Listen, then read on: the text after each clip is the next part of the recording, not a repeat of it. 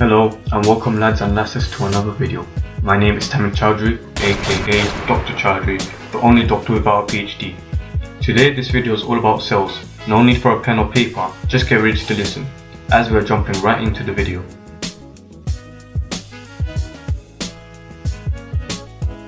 Hello guys and welcome to another video. This video is not going to be about maths, obviously, it's going to be about biology, as you can tell from the intro.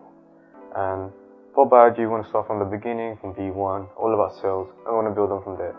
So now, we need to understand what cells are. They are the basic building blocks of our body. Cells can be split into two categories, eukaryotic and prokaryotic. Us humans, we have eukaryotic cells. They're more complex and they're bigger. They have way more subcellular structures than prokaryotic cells. Subcellular structures are essentially things like mitochondria and ribosomes. Subcellular, sub meaning inside the cells, that's what it essentially means basically. Now, how can we tell the difference between a eukaryotic and a prokaryotic cell? Well, before we go into that, let's go into what a eukaryotic cell contains. Here we have a rough sketch of an animal cell and a plant cell. They are both eukaryotic cells.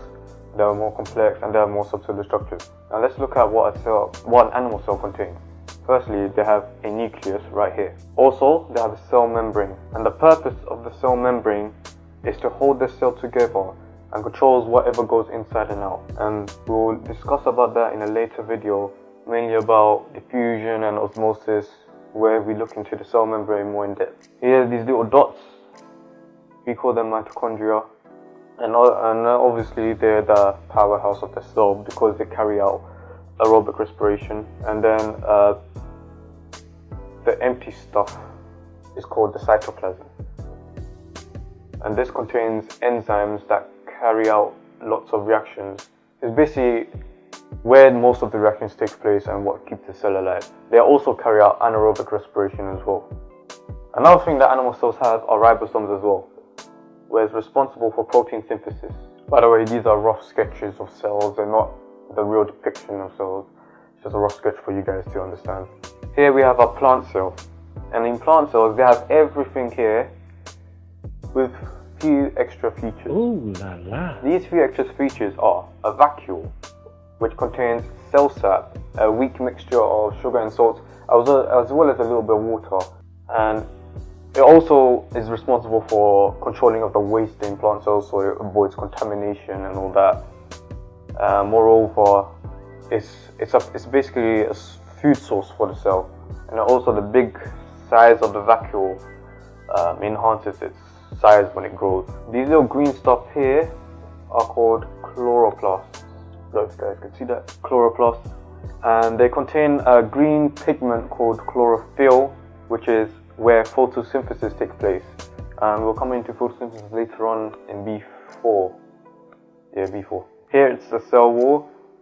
It's a rigid cell wall made of cellulose, and it strengthens and supports the cell, giving it shape as well. And obviously they contain everything of our animal cells, as I stated before, and just with these few extra features. Now let's look at an example of a prokaryotic cell, our fellow friends, bacteria.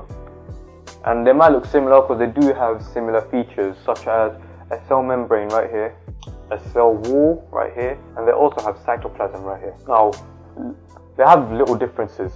Some bacterial cells, they might have a little tail, which is called a flagella. It helps them swim around. It depends on the type of adaptations, the type of environment they live in. Some bacterial cells might have a little extra layer called a slime capsule, which enhances its protection against certain environmental factors or changes that might happen to it. But most bacterial cells do look like this. They also contain small rings that contain DNA called plasmids. And the plasmids provide a lot of benefits and advantages for the bacteria, such as resistance to antibiotics.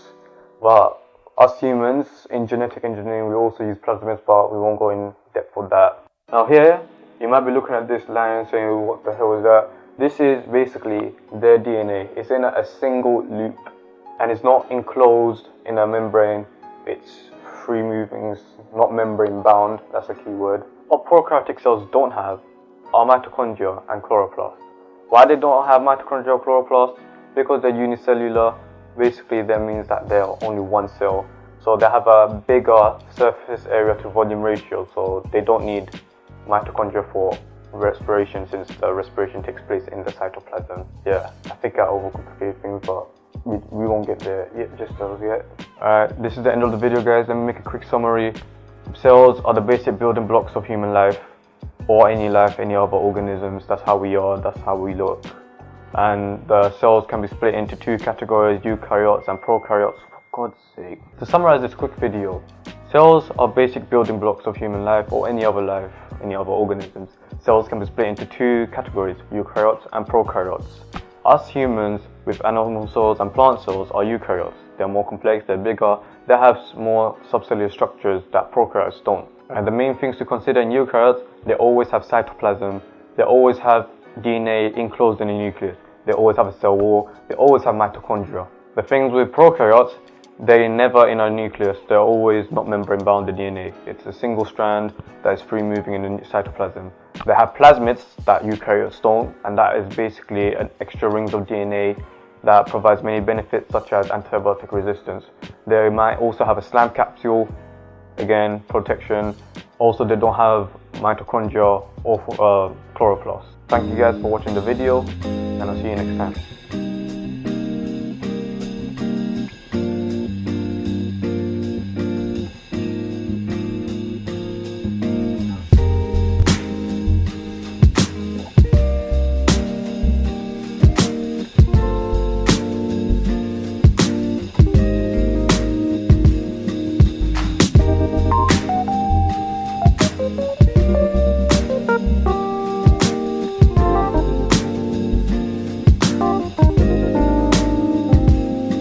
Cells can be split into two categories, eukaryotic and prokaryotic.